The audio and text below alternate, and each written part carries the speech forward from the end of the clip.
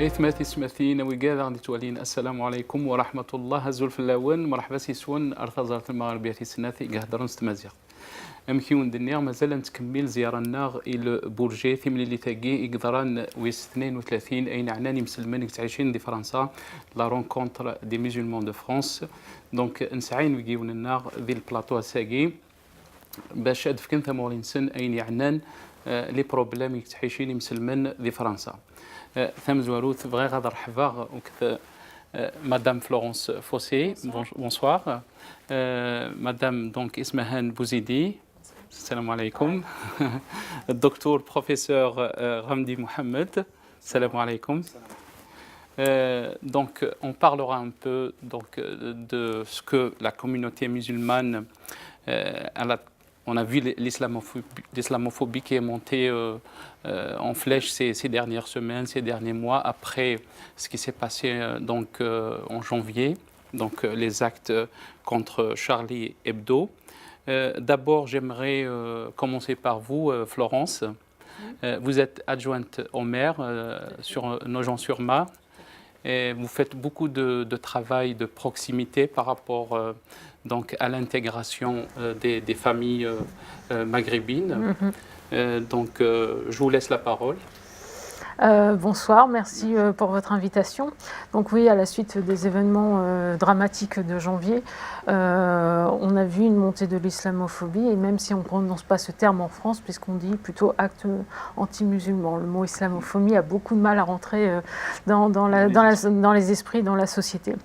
Et effectivement, nous avons été confrontés à quelques problèmes au sein de nos villes, et donc on a réagi immédiatement parce qu'il est hors de question pour nous, en tant qu'élus de la République, de laisser passer ce genre d'incidents qui sont graves et qui soient, alors que ce soit de l'islamophobie ou de l'antisémitisme ou du racisme, nous estimons que ça n'a pas lieu d'être au sein de nos villes et que voilà. Est-ce que vous pensez que donc cette montée, elle est reliée par rapport à ce qui s'est passé donc janvier après les attentats, où il y avait déjà des prédispositions donc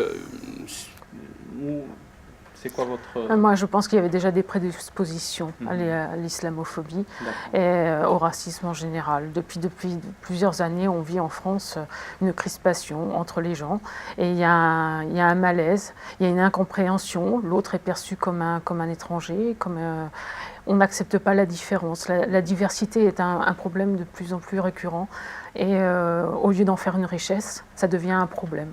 Et c'est sur ça qu'on doit travailler, c'est faire le chemin inverse pour faire de la diversité une vraie opportunité au sein de nos sociétés. Parce que je ne conçois pas une société uniforme, ça n'a pas de saveur, c'est fade.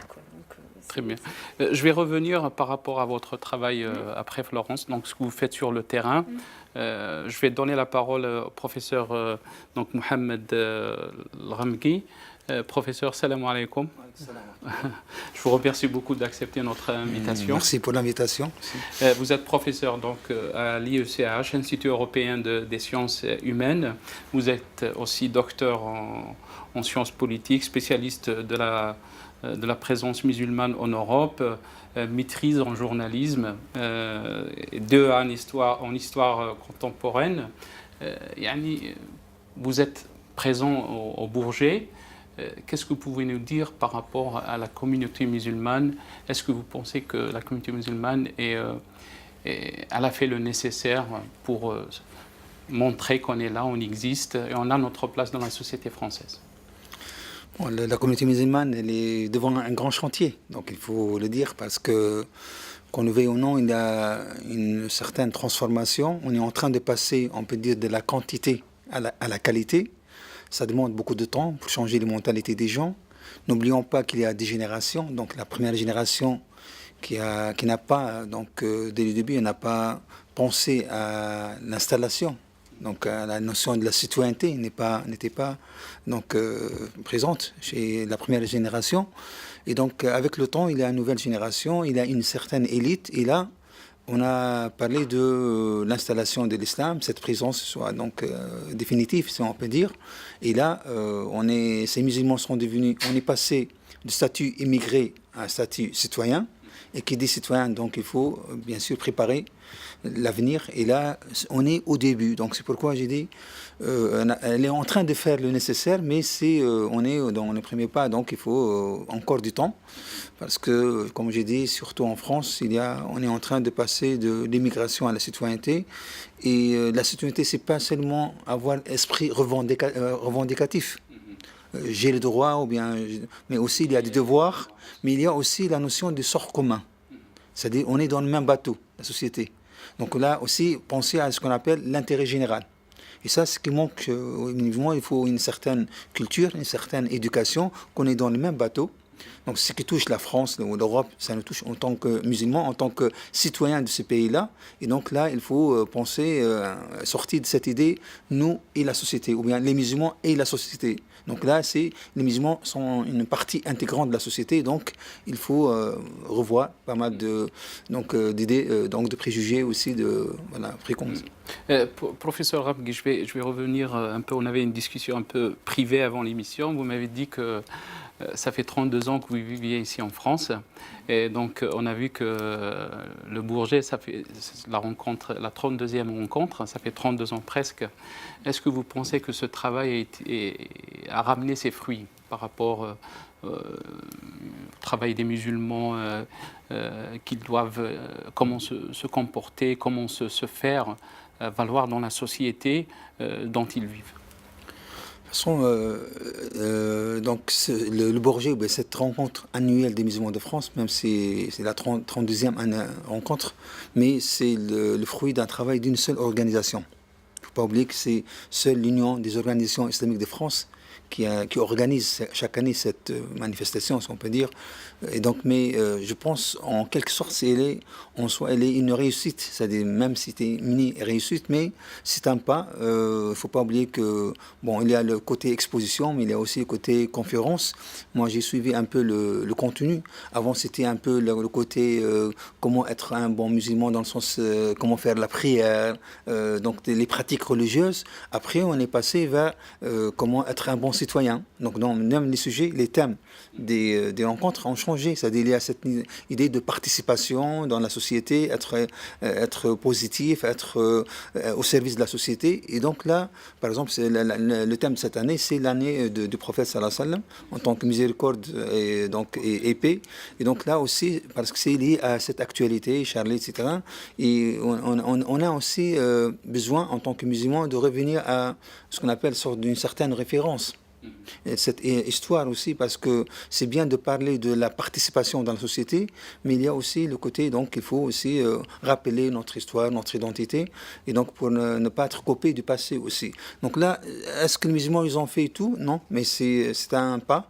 Je pense qu'il y a pas mal d'idées. Donc, par exemple, l'UF, il a travaillé beaucoup sur la notion de citoyenneté, la participation, sachant qu'il y a d'autres, une frange dans la communauté musulmane qui disent c'est haram de faire les élections, il faut quitter ces pays mécréants pour aller s'installer dans des pays musulmans. Donc, il y a un discours, il faut changer tout ça. Donc, dans la mentalité des musulmans, donc il faut beaucoup de travail et surtout au niveau, comme j'ai dit, de mentalité. Très bien. Je passerai à Esmahan. Esmahan, vous avez dit salam alaikum. Je vous remercie d'accepter notre invitation. Tout d'abord, donc, le public de Al-Maghribiya vous connaît, puisque vous animez des émissions donc, pendant le mois de Ramadan. Vous êtes professeur donc, à l'IECH, Institut des sciences humaines. Esmahan, donc, si on parle un peu de l'islamophobie, en tant que... vous êtes ici, donc vous vivez en France, musulmane, avec le hijab. Est-ce que vous avez comme ça, est-ce que vous pouvez nous dire, vous avez des expériences où vous avez vécu des actes d'islamophobie? Personnellement, je n'ai pas vécu ce genre d'acte envers ma propre personne, mais il est évident que la communauté musulmane est touchée par des actes islamophobes qui ne cessent de grandir.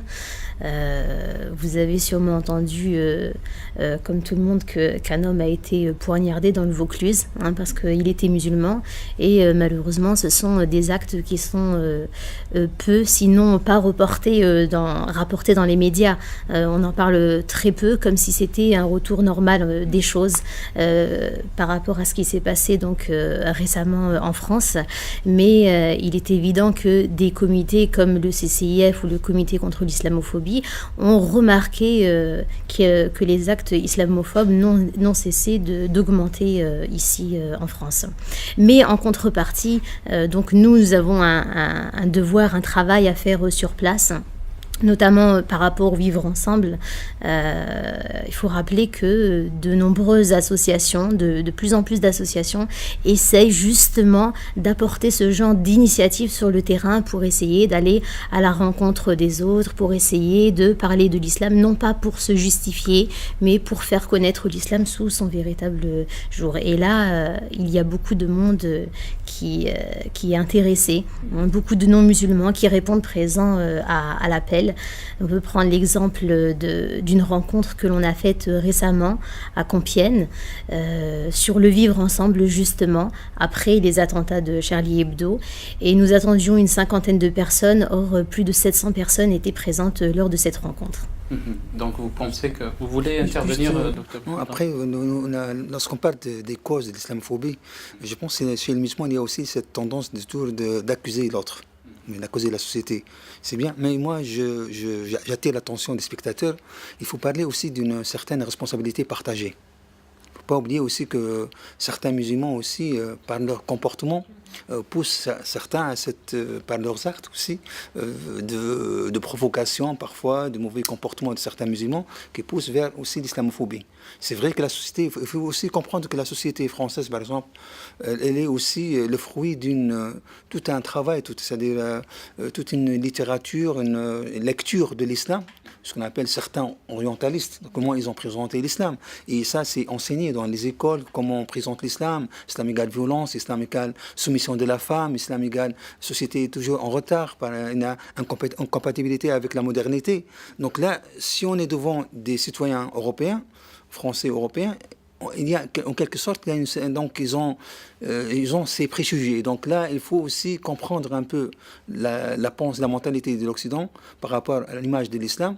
C'est aux musulmans de faire un effort pour expliquer et pour montrer, bien sûr, donner le bon exemple. C'est ça, je pense aussi, il ne faut pas oublier ce côté-là aussi, je pense. Je rejoins le docteur Rampri justement sur ce point. Finalement, notre travail, il est double. Non seulement nous avons un travail envers la communauté musulmane afin d'expliquer ce qui est véritablement l'islam, essayer de le comprendre aussi selon le contexte dans lequel on vit, et en même temps, nous avons un travail envers les non-musulmans sur lesquels on doit s'ouvrir, sur la société, pour essayer de clarifier les choses, parce qu'on comprend tout à fait qu'ils ont certaines incompréhensions, qu'il y a des choses qu'ils n'arrivent pas à comprendre, ce qui est tout à fait normal. Nous-mêmes, quand on regarde ce qui nous est présenté dans les médias, on a du mal à reconnaître l'islam qu'on nous a enseigné, l'islam qu'on a étudié et qu'on enseigne aujourd'hui.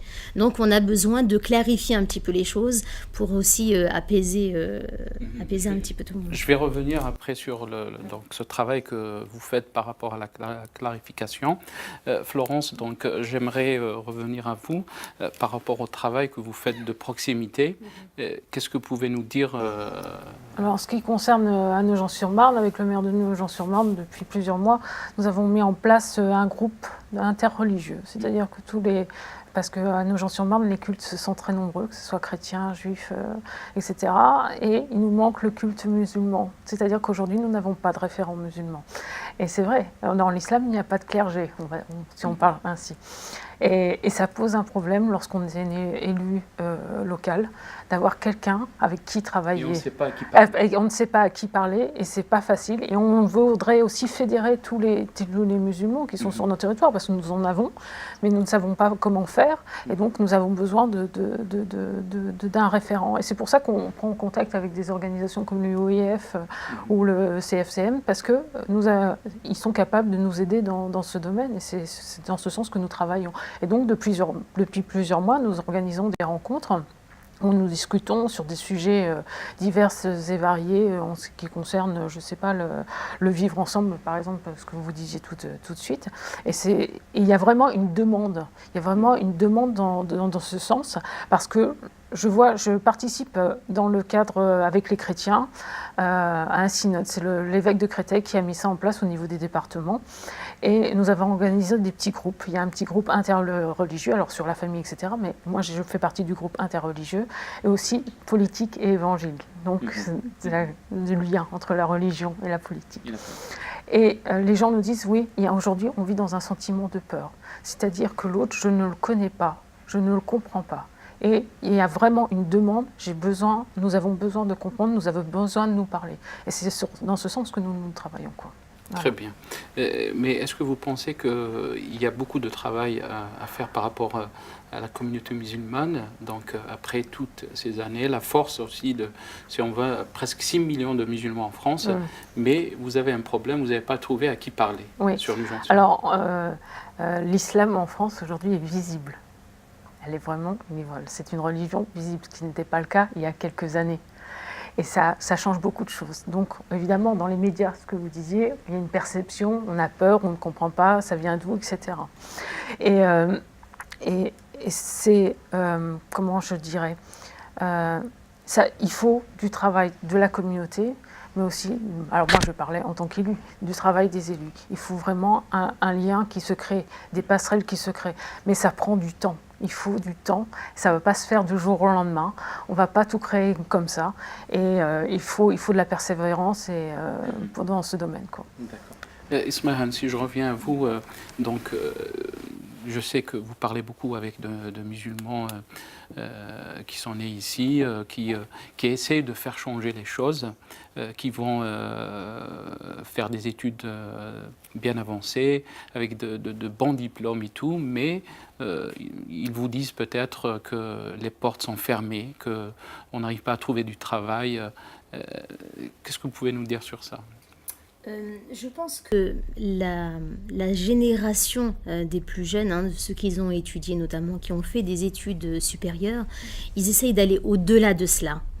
Aujourd'hui, on a de plus en plus d'associations, de comités où on a des jeunes de la communauté qui arrivent à faire de grandes études, des études supérieures, et en même temps qui sont engagés dans tous les domaines de la société, que ce soit des personnes qui travaillent au niveau, je sais pas, psychologique, au niveau de l'État. On a des psychologues, on a des médecins, on a des professeurs, etc. Et en fait, je pense qu'ils essayent pour leur part, de sortir en fait de cette victimisation, on a du mal, c'est difficile, etc. Mais ils essayent d'aller vraiment de l'avant et de faire ce qu'ils peuvent, même si c'est difficile, bien entendu. La réalité est quand même difficile sur le terrain. Oui. Il y a un problème quand même de discrimination en France par rapport à l'embauche. Lorsque vous vous appelez Fatima, Rachid ou Ahmed, voilà, c'est beaucoup plus difficile de trouver un travail. Même si vous avez les diplômes, même si vous avez les compétences, c'est beaucoup plus difficile de trouver un travail que si vous appelez Céline ou Pierre. Voilà. Donc là aussi, il y a un travail à faire. Et on ne sait pas aujourd'hui comment vraiment la solution proposée à ces jeunes. Et en plus, je voudrais dire aussi, c'est qu'on a créé des ghettos dans nos banlieues. On les a enfermés. Donc, il y a un problème d'ouverture sur l'autre. Il y a un problème. Alors, vous dites qu'il y a des associations qui travaillent pour aider les jeunes, etc. Et moi, je voudrais aussi dire qu'il y a des jeunes qui, quand ils ne trouvent pas de travail, décident d'entreprendre, ils décident de créer leur propre entreprise et de créer leur propre travail. J'allais justement en venir. Voilà, là on est passé finalement à une autre étape, voilà. C'est-à-dire qu'auparavant on était un petit peu, et c'était normal, on était dans la victimisation, mais là on essaye de trouver des solutions, des alternatives. Donc finalement, exactement, on prend des initiatives, donc on est passé d'une période dans laquelle, entre guillemets, dans laquelle on avait du mal et puis on restait où est-ce qu'on en était. Et là, on essaie d'avoir d'autres alternatives. Des jeunes qui créent leurs entreprises, des entreprises donc musulmanes, etc., etc. Donc finalement, je me dis que dans un mal, il peut y avoir aussi un bien. Et si on le prend dans ce sens-là, eh bien, on peut avancer. Et je pense que ça fera changer les esprits, l'état d'esprit des gens, quoi. Quand ils verront comment ça se passe, etc., je pense que on y arrivera, même s'il faudra du temps, mais on y arrivera. Quoi. Au niveau de la société, il y a une certaine évolution aussi. Donc avec cette visibilité, avec cette mixité, les enfants des musulmans sont dans les écoles publiques avec les enfants des Européens. Par exemple, le mois de Ramadan, ça devient banal. Tout le monde sait ce que ça veut dire, par exemple, le mois de Ramadan. Et là, je pense que cette nouvelle génération, elle est en train de grandir avec l'idée, voilà, il n'y a pas de problème dans la mixité, dans le vivre ensemble, avec les musulmans. Alors que notre génération qui est restée parfois malheureusement nostalgique au passé. Il y a la colonisation, il y a tout ce conflit entre le monde musulman et le monde occidental. Là, on est en train de passer petit à petit à une nouvelle génération qui est un peu dérodée. Donc, c'est dans cette relation, dans le vivre ensemble. Et je pense que ça va changer les mentalités. Donc là, maintenant, un nouveau courant, donc au niveau de la société, qui appelle à cette diversité culturelle. Il dit que c'est une source de richesse. Et donc, ça, c'est une opportunité. Et donc là, je pense qu'il faut appuyer ce courant, cette tendance vers la reconnaissance des musulmans en tant que citoyens à part entière. Moi, je voudrais rebondir sur ce que vous veniez de dire. Moi, je vois à Nogent-sur-Marne, notamment pour la première génération, au niveau des femmes, on avait des femmes qui ne parlaient pas bien le français, et donc ça crée une difficulté avec leurs enfants au niveau du scolaire, pour comprendre quel était leur parcours scolaire, comprendre ce que faisaient leurs enfants. Et nous, à Nogent-sur-Marne, par exemple, on a mis en place des cours d'alphabétisation pour les femmes, et donc ça a vraiment eu un bon résultat à ce niveau-là pour aider les familles, pour qu'elles s'intègrent. C'est vraiment important qu'on leur dise vous faites bien partie de cette ville, etc. Donc oui, on y arrive, mais il faut une question de temps. Donc l'éducation, c'est très très important. Oui, l'éducation, c'est primordial. D'accord. Je voudrais revenir à vous, docteur Ramki. Si on prend aussi l'élite, donc l'élite, est-ce que vous pensez qu'on a une élite ici qui représente la communauté musulmane, qu'elle fait son travail et elle essaie de guider cette communauté? Est-ce que cette élite, elle existe, ou il y a des problèmes vraiment, parce qu'on sait très bien que le musulman de France, il ne vient pas d'un seul pays, il y a beaucoup de musulmans qui viennent de différents pays. Qu'est-ce que vous pouvez nous dire? Bon, pour l'élite, elle a un rôle important. Donc normalement, si on parle de changement, il doit s'opérer par le biais de cette élite. Sauf que cette élite qui est venue, avant, cette élite qui est venue en France, je parle par exemple l'exemple de la France, dans les années 60, elle était plutôt dans ce qu'on appelle la mouvance, on peut dire laïque. Après, dans les années 70, on peut dire à partir des années 80, il y a une élite qui est venue des pays arabes, des mouvances islamistes, on peut dire bien. Et là, ça commence à donc un peu s'impliquer dans les questions, les affaires de la présence musulmane. Donc, en plus, surtout au niveau de l'esprit institutionnel. Parce que là, on a dit, la première génération, cet esprit, presque, il est absent. Et donc là, c'est ça la nouveauté. Et donc, dans cette élite, il y a deux types. Il y a l'élite qui sont des gens qui sont venus pour poursuivre leurs études supérieures. En tant qu'étudiants, après, ils vont s'installer. Ou bien, il y a une élite qui est venue comme réfugiés politiques. Il ne faut pas oublier cette élite ici, parce que vu les problèmes dans certains pays musulmans, il y a une élite qui est venue dans les pays s'installer ici en Europe. Et cette élite, que ce soit étudiants, futurs, cadres, ou bien des réfugiés politiques, ils vont travailler. Donc ils ont travaillé sur cet esprit institutionnel. Ils ont donné, je pense, c'est eux qui ont donné un élan, c'est-à-dire à cette présence musulmane. Et ça commence, on est en train de sortir un peu de la quantité à la qualité, comme j'ai dit. Le problème, c'est cette hétérogénéité, ou bien donc il n'y a pas d'esprit, donc une certaine stratégie pour travailler ensemble. On est un peu dispersé. Chacun travaille pour soi. Et donc là, c'est vrai, il y a pas mal de compétences, mais on ne sent pas qu'il y a une certaine stratégie pour une stratégie unique, donc commune, pour travailler pour l'intérêt de la communauté musulmane. Mais chacun, il essaie de travailler avec sa méthode, bien parfois c'est importé, etc. Et ça pose un problème au niveau de l'évolution de cette présence musulmane. En plus d'une question qui, je pense, on a parlé de ça, c'est la question de l'ingérence, ou bien l'intervention de certains pays dans l'organisation de l'islam en France, mais en Occident, en Europe en général. Et aussi, ça peut poser un problème, ça bloque parfois ça empêche cette unité, donc de travailler, que l'élite travaille ensemble. Et donc, c'est de prendre l'initiative et que les solutions viennent de la réalité, du contexte européen. parfois on essaie d'imposer des solutions. Et ça peut bloquer l'évolution de la présence musulmane. Je reviens à vous. Professeur El-Ghamdi, il avait dit on n'a pas appris à travailler ensemble. Est-ce que c'est vraiment un challenge, comme on dit C'est un grand challenge. C'est vrai qu'il y a beaucoup de divisions. Et malheureusement, la division ne fait pas du bien à la communauté. Hein. Et souvent, malheureusement, on se divise sur des petits détails. Et en réalité, on devrait se réunir au moins sur les grands projets que l'on a, les choses que l'on a en commun pour pouvoir avancer, pour pouvoir construire ensemble. Mais malheureusement, la divergence, la division, elle nous perd là. D'accord. Est-ce que vous pensez qu'il y a un travail quand même, malgré qu'on espérait qu'après toutes ces années, après le nombre de musulmans, qu'on arrivait peut-être à un résultat beaucoup meilleur, que les musulmans montrent comme quoi ils sont dans la société, ils sont là, ils ont leur parole, et que quand on voit maintenant que les médias se rallient derrière le message de l'extrême droite, les médias suivent véhicule un peu ce message un peu haineux.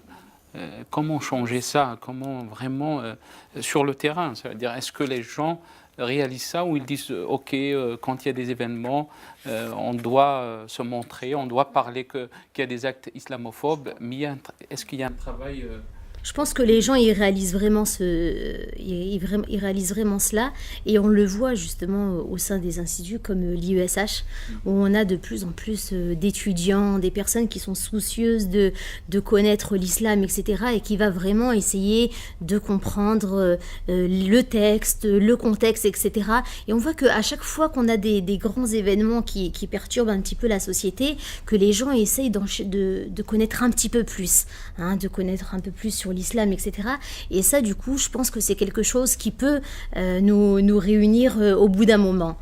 Quand on enlève certains préjugés, certaines incompréhensions, quand on répond aux questions des gens, là vraiment, on voit qu'on commence à réfléchir un peu plus, essayer de se rassembler sur des choses qui sont dans le maslaha, dans l'intérêt de la communauté. Florence, donc on a vu la France, il y avait des élections donc il n'y a pas longtemps, et l'extrême droite a fait vraiment est montée en flèche. Donc qu'est-ce qui ne va pas? Est-ce qu'il y a un message qui est véhiculé dans les médias ou... Aujourd'hui, le problème en France, c'est que aller voter, c'est plus un réflexe. Quand vous avez un Français sur deux qui ne va plus voter, c'est qu'il y a vraiment un problème. C'est qu'on a un problème avec notre classe politique.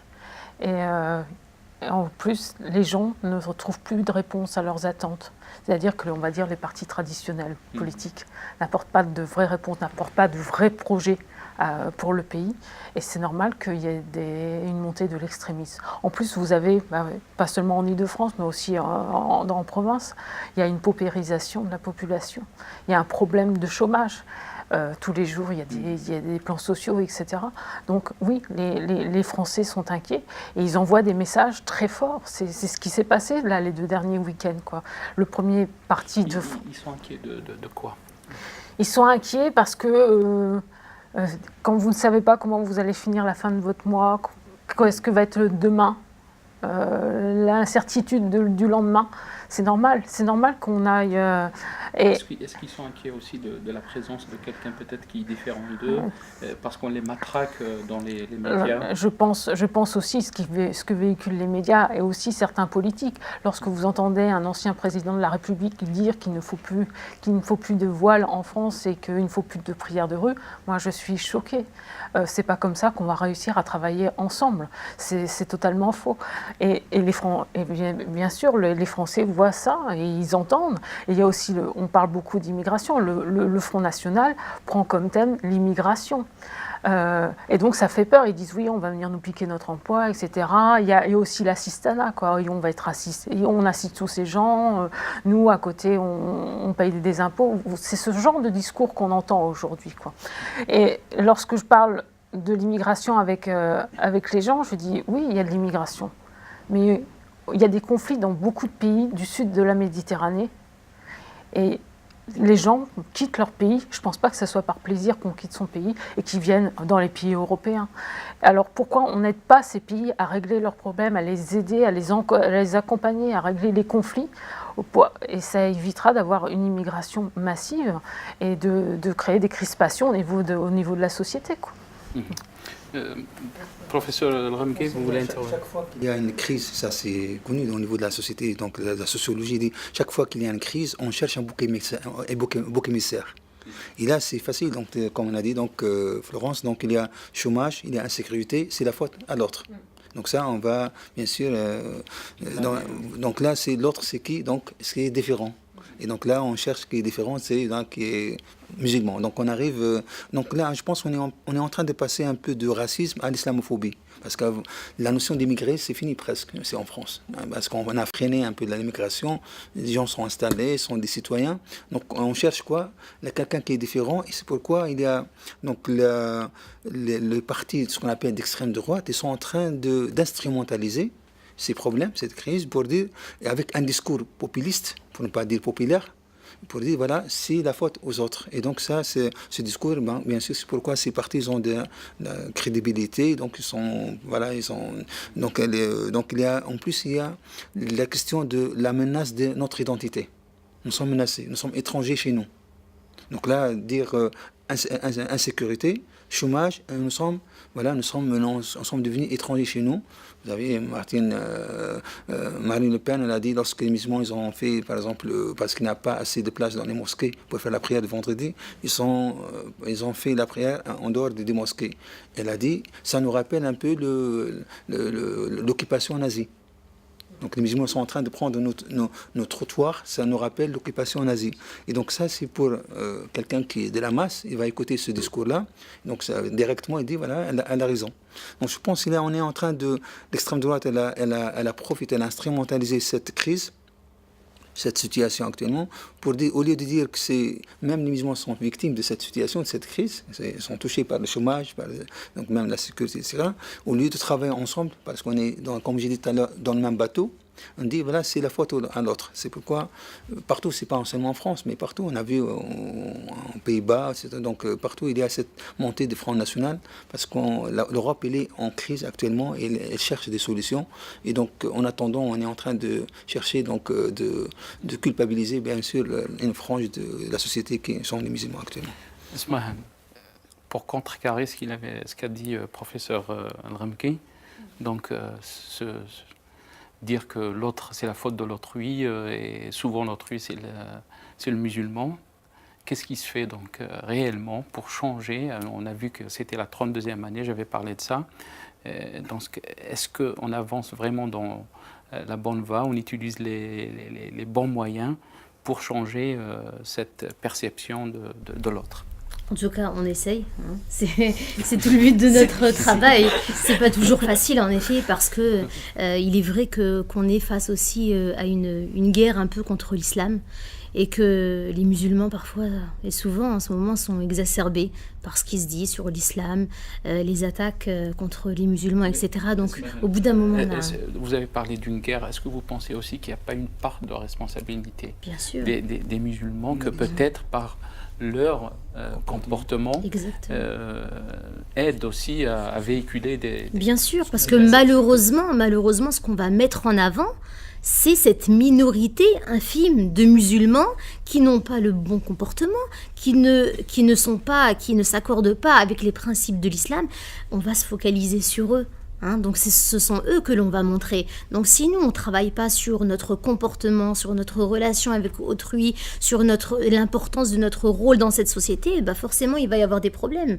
D'accord ? Donc là forcément, oui, les musulmans ils ont une part de responsabilité. Donc nous on va essayer de travailler dur, hein, au quotidien, tout au long de l'année, pour rétablir cette balance, cet équilibre, pour être en accord avec la société dans laquelle on vit, tout en restant fidèle à nos principes.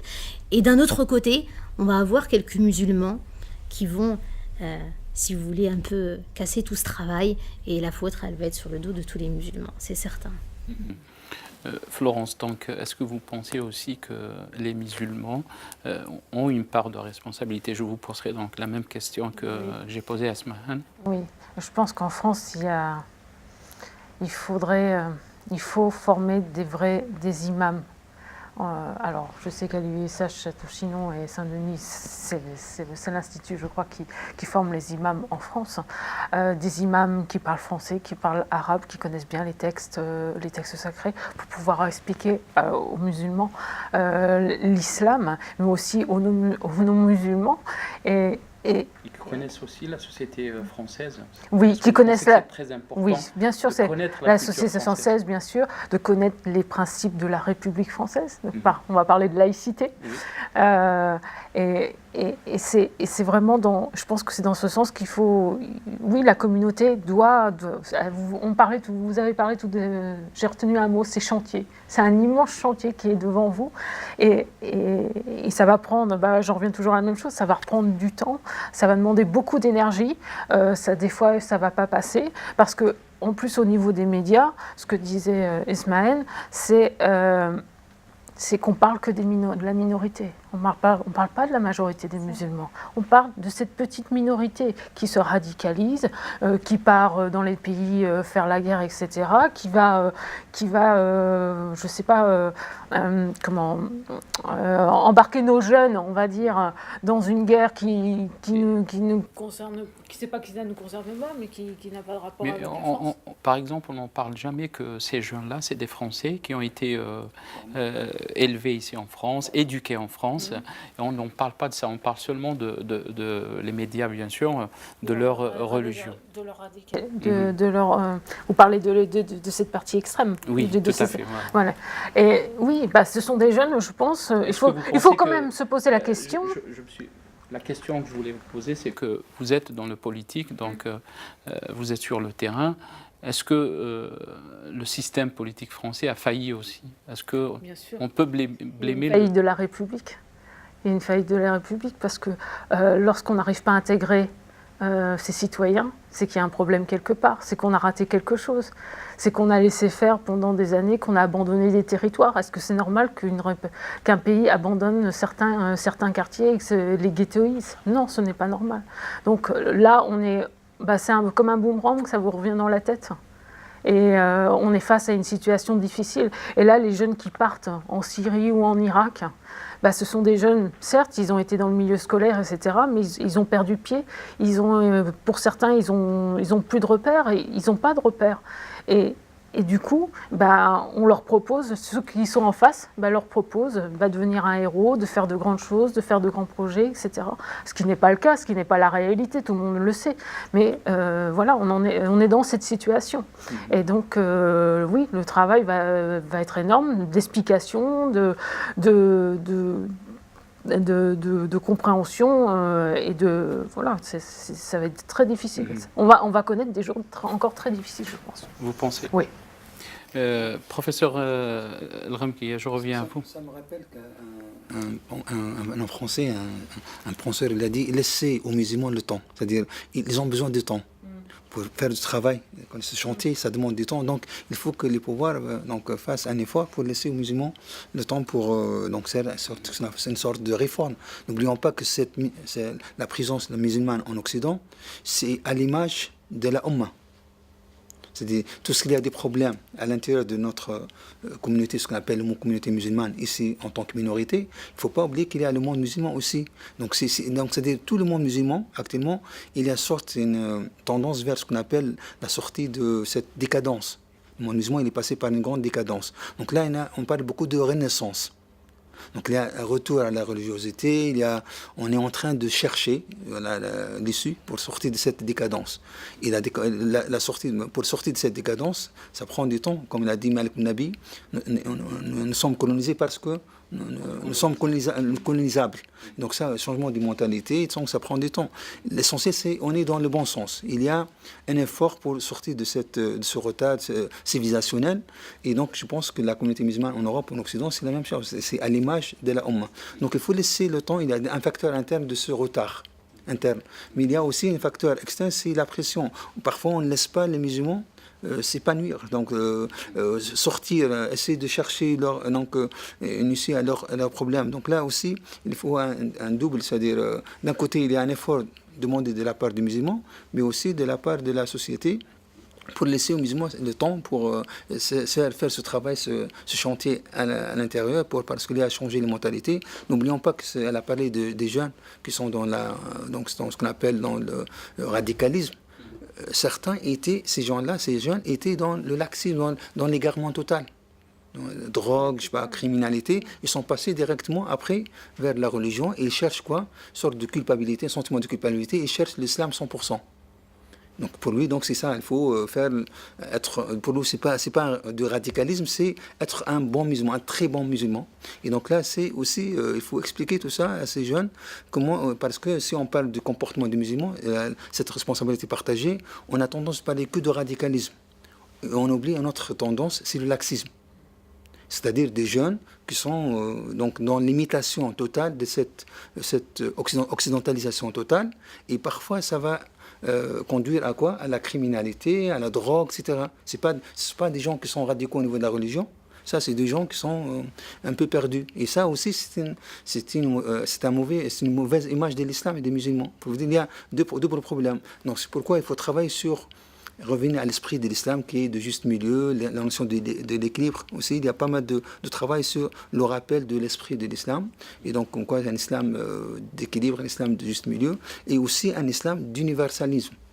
Et cette notion d'universalité, c'est important parce que pour dire que l'islam n'est pas pour les Arabes, mais pour toute l'humanité. Et là, le fait qu'on est là, donc ça, on a une mission, c'est-à-dire on peut dire, c'est de faire connaître cette religion qui est, comme on a dit, un message de paix et de miséricorde. Smahan, si on reste un peu dans le côté politique, est-ce que vous pensez que les musulmans, la communauté musulmane, doit s'engager dans le politique pour faire changer les choses? Je pense que les musulmans ils doivent être présents à tous les niveaux. L'islam, c'est une religion qui est globale. C'est une des caractéristiques de la charia. Le musulman, il doit être là où on a besoin de lui. Donc, que ce soit au niveau de la culture, de l'enseignement, de la politique, peu importe, on doit être là. Si on est là, c'est pas pour... Les musulmans sont présents. C'est ça la question. Et non, malheureusement, les musulmans ne sont pas présents. Or, on a besoin d'une alternative. Je pense qu'en France, il faut réapprendre à devenir un vrai citoyen. C'est-à-dire un citoyen, on a des droits, on a des devoirs. Et il faut apprendre à s'engager, il faut à s'intéresser à ce qui se passe au sein de son quartier, de sa ville, etc. Et je pense que ça concerne les musulmans, mais ça aussi, ça concerne les non-musulmans. Et il y a vraiment une nécessité de réapprendre l'éducation civique, tout simplement, quoi. On a le droit de vote, etc. Quand il y a un vote, on va voter, quoi. Parce que malheureusement, on se plaint de ne pas trouver ce dont on a besoin dans cette communauté, dans la société dans laquelle on vit. Mais en contrepartie, qu'est-ce qu'on propose? Donc nous, on a besoin aussi d'être là pour proposer une certaine éthique, celle que l'on recherche, celle que l'on a besoin aujourd'hui. Et vous pensez qu'on propose quelque chose, qu'il y a quelque chose qui est... Très peu. Pour l'instant, encore très peu. Il y en a de plus en plus des jeunes qui essayent de s'engager, mais malheureusement pas suffisamment. D'accord. Florence, donc vous faites beaucoup je l'avais dit, que vous faites beaucoup de travail de proximité. Donc est-ce que vous pensez que le chômage aussi aide à... si on peut dire, parce qu'on exclut un peu les gens et on les met, vous avez parlé des ghettos et tout ça. Ce que disait professeur Ramgui, on avait le monde traverser une vraie crise économique, une grave crise sociale. Et aujourd'hui, le défi des politiques, c'est de créer une nouvelle société, parce que celle qu'on a connue il y a quelques années, c'est terminé. Il va falloir réapprendre, il va falloir avoir de vrais projets. Et maintenant, il faut savoir quelle voie on veut prendre. Est-ce qu'on veut la diversité? Est-ce qu'on veut le vivre ensemble? Est-ce qu'on veut une société uniforme où tout le monde se ressemble et ça n'a pas de saveur, c'est fade, etc. Qu'est-ce qu'on veut? Là, on en est là. Qu'est-ce qu'on veut aujourd'hui? Et le débat est... Et qu'est-ce que la classe politique veut en France? Ah, ça c'est une bonne question. Moi, alors je vais vous répondre à titre personnel, je ne vais pas m'engager. Parce que... Si on reprend un petit peu le domaine de la politique dont vous êtes. Moi, je suis pour cette diversité, parce que pour moi, la diversité, c'est ce que j'ai dit, c'est ce que je dis toujours, c'est une grande recherche, c'est une opportunité. Et on a beaucoup à apprendre des uns des autres. Il va falloir aussi changer notre façon de vivre. Tout à l'heure, je vous disais qu'avec les chrétiens, on est en train de faire un petit groupe où on va parler politique et évangile. Et justement, qu'est-ce que ça se marie oui. quand Alors justement, on entend en France, par exemple, la laïcité, il y a beaucoup qui disent que la laïcité est devenue une religion. Oui, c'est vrai. C'est devenu une idéologie. Est-ce que c'est compatible avec le... La laïcité, c'est apprendre à chacun de croire, de ne pas croire, de vivre ensemble, de pouvoir pratiquer sa religion comme il l'entend, ou de ne pas pratiquer de religion du tout. Et aussi, je pense que les politiques, on devrait se demander aussi qu'est-ce que peuvent nous apporter les religions, que ce soit judaïsme, christianisme ou islam. Il y a des choses à aller chercher. Moi, je parle par exemple de développement durable, d'écologie humaine, etc. C'est important. Je pense que c'est dans l'échange que ça se construit. La laïcité, c'est quelque chose de vivant qui se vit au jour le jour. Et c'est certainement pas une nouvelle religion qui écraserait le reste et qui dirait aux autres, non, vous vous taisez et c'est pas possible. C'est inconcevable pour moi. C'est totalement inconcevable. Justement, lorsqu'on parle, moi, je pose la question, pourquoi il y a assez de problèmes en France?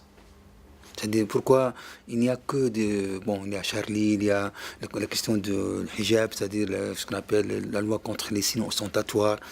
Il y a, je pense qu'il y a une ambiance, comme on dit, il y a la notion, ici en France, il y a une spécificité, ce qu'on appelle le moule français. On veut intégrer tout le monde dans ce moule-là. Et là, je pense, lorsqu'on parle de la classe politique, lorsqu'elle a... Professeur Elremgui, est-ce que vous pensez que, par exemple, ce qui se fait aux États-Unis ou ce qui se fait en Grande-Bretagne, est-ce que vous pensez que la mentalité anglo-saxonne est différente de la mentalité française quand il s'agit d'essayer d'intégrer, parce que si on prend l'exemple, par exemple, le Royaume-Uni, on voit que la communauté pakistanaise ou indienne est très très bien intégrée et qu'elle participe positivement dans la société du Royaume-Uni ou britannique. Ça montre que la notion, comme on l'a dit, si on accepte cette diversité, c'est pas un problème. Donc cette diversité culturelle, religieuse, etc., c'est une source de richesse. Donc je pense, par exemple, l'Allemagne ou la Grande-Bretagne, ce qu'on appelle le modèle anglo-saxon, c'est différent du modèle latin en général. Et surtout, la France, elle a une certaine spécificité avec la laïcité, la relation entre l'Église et l'État. On le connaît, une sensibilité, oui, certaine par rapport à la religion. Surtout exagéré par rapport à ces pays-là que j'avais dit, où vous pensez que la France est en retard par rapport à un programme d'intégration qui doit être réfléchi et qui correspond aux années qu'on vit maintenant, 2015, pas aux années 90 ou aux années 80. Et cette notion de moule, d'intégrer tout le monde dans le même, c'est-à-dire dans cette uniformisation de tout le monde, c'est-à-dire même pensée, même perception des choses, même mode de vie, donc ça bloque, c'est-à-dire il n'y a plus on va marginaliser forcément des compétences, et surtout, entre guillemets, étrangères.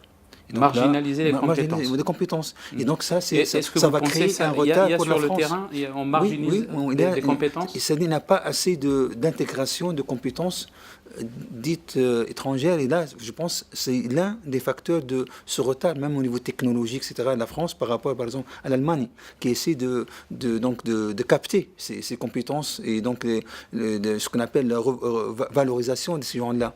Alors ici, moi je donne juste un exemple, le mien, donc j'ai plus d'une trentaine d'années en France, donc ils ont refusé de me donner la nationalité française. Est-ce que je suis un terroriste? Non. Parce qu'il y a un doctorat sciences politiques, et on m'a dit, donc vous n'adhérez pas, c'est-à-dire vous n'adhérez pas aux valeurs de la France, vous voulez juste les papiers. Donc là, pour vous donner un exemple, donc comment on essaie de bloquer les compétences. Et donc ça, c'est pas dans l'intérêt du pays, donc de ne pas s'ouvrir sur les compétences en général. Et donc, juste, je reviens à la question de la laïcité en France. Elle est passée d'un esprit religieux, c'est-à-dire une laïcité religieuse, elle est devenue anti-religieuse. Et ça pose un problème. Donc, normalement, elle est neutre. Donc ça, c'est dans d'autres pays, on a dit voilà, c'est fini, on laisse c'est-à-dire on traite toutes les religions à pied d'égalité, etc. Donc donc ça va créer des frustrations, que ce soit des compétences ou bien des jeunes comme on a vu, et ils vont réagir. Donc ils veulent voilà, je suis là, je suis présent. Chacun, comment bien sûr, si un intellectuel, il peut s'exprimer, il conteste dans le cadre de la loi. D'autres, malheureusement, ils vont donc voilà, dépasser les lois. Et là, donc, un appel aux Français de s'ouvrir, c'est-à-dire de sortir de ce carcan, de cette mentalité de dire malheureusement, c'est une certaine arrogance. Je sens que donc là, et ça, il faut sortir de cette mentalité-là et s'ouvrir et regarder l'exemple des pays européens donc qui nous entourent, donc la Suisse, l'Allemagne, la Grande-Bretagne, donc sont des pays, les pays scandinaves, ils ont intégré ces compétences-là et donc ça va, bien sûr, on a besoin de ces compétences, cette richesse-là, et je pense que les grosses têtes arabes et musulmanes, ils ont montré qu'ils peuvent donner beaucoup à l'Europe et donc à l'Occident, et ça date pas d'aujourd'hui. Il y a 8 siècles de présence musulmane en Andalousie, donc il faut aussi se rappeler ce passé, cet héritage historique aussi. Mais en même temps, quand on essaye de sortir justement de ce carcan, eh bien on a peur. Hein. Quand on a des personnes, par exemple, des femmes, quand on a des femmes, par exemple, qui sont voilées, qui sont éduquées, et puis qui arrivent à un certain niveau, on a peur d'elles et on essaye de mettre à tout prix des bâtons dans les roues. Et là, on voit effectivement qu'entre le modèle anglo-saxon et le modèle français, on est à des années-lumière.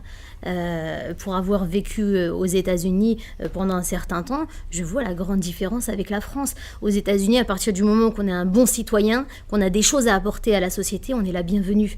Je connais une sœur voilée, une amie à moi qui travaille à la Maison Blanche et elle est voilée. Ça pose aucun problème. Lorsque j'étais aux États-Unis, c'est là-bas où j'ai commencé à porter le voile. J'étais dans une famille qui était catholique et ceux qui m'ont dit, puisque tu aimes tant le voile, puisque tu en parles tant, eh bien pourquoi tu ne le portes pas, puisque ici, tu es aux États-Unis et tu es libre de le faire. Donc là, on voit que on est vraiment à des années-lumière du modèle anglo-saxon. Florence, la question. Je la vois arriver. Pourquoi on limite le potentiel de la France ? Pourquoi on limite le potentiel? Déjà, on a une image de l'islam très réduite en France. Ce que vous dites, l'islam, c'est le voile et le halal. Donc, on ne va quand même pas se mentir, c'est ça. Et on oublie tout cet héritage dont vous avez parlé, arabo-musulmane, andalouse. Et ça, on l'a complètement oublié, qu'à cette époque-là, il y avait un échange de compétences, etc. Et oui, je suis d'accord avec vous, les compétences qui viennent d'ailleurs sont une richesse pour notre pays. Il ne faut pas les rejeter. Et ça, c'est quelque chose qui est difficilement compréhensible. Je ne comprends pas que quelqu'un qui vient de l'extérieur, qui amène ses compétences, qui amène son savoir-faire, ne soit pas intégré dans la société française. On m'annonce qu'on n'est pas très loin de la fin, mais j'ai gardé un petit peu de temps pour vous trois. Donc vous aurez 2 minutes. Optimiste, pessimiste. Non, je veux quand même tenir un discours optimiste et nous dire que les gens qui travaillent sur le terrain, que ce soit les associations, que ce soit les responsables de culte ou les élus locaux, je pense qu'on est en train de faire un énorme travail sur le terrain et qu'un jour ça portera ses fruits et que le vivre ensemble sera vraiment une réalité. Ismahan, le vivre ensemble, optimiste? Optimiste, Inch'Allah, dans la mesure où on est né ici, on est français et on est musulman et fier de l'être et fidèle à nos principes. Et Inch'Allah, grâce à ces principes qui nous animent, on pourra réussir avec l'aide d'Allah subhanahu wa ta'ala. Professeur le musulman doit être toujours optimiste. Donc, il a confiance en Dieu. Et donc, je pense c'est-à-dire, c'est la responsabilité, une autre fois, de l'élite de travailler sur montrer qu'il y a ce qui est commun entre nous. Il y a pas mal de valeurs dans l'islam et dans la société occidentale. La notion de justice, de liberté, la ikrah fi ad-din. Il n'y a pas de contrainte en matière de religion. Le Coran qui dit ça, on n'a pas le droit de contraindre, convaincre et non pas contraindre. Donc là, il faut travailler tout ce qui est commun et je pense qu'on arrive, et ça me rappelle la parole d'un politicien français qui a dit l'islam c'est une chance pour l'Europe et l'Europe c'est une chance pour l'islam. Merci. Professeur El-Ghamghi, Ismahan Bouzidi, Florence Fossé, je vous remercie beaucoup pour votre participation dans cette émission. Barakallahu fikum. أيثماتي سماتين ويقادر دي تولين يعطيكم الصحة متقمة مكيدنا وندينا غير ثمليلة إن شاء الله النظام. السلام عليكم ورحمة الله.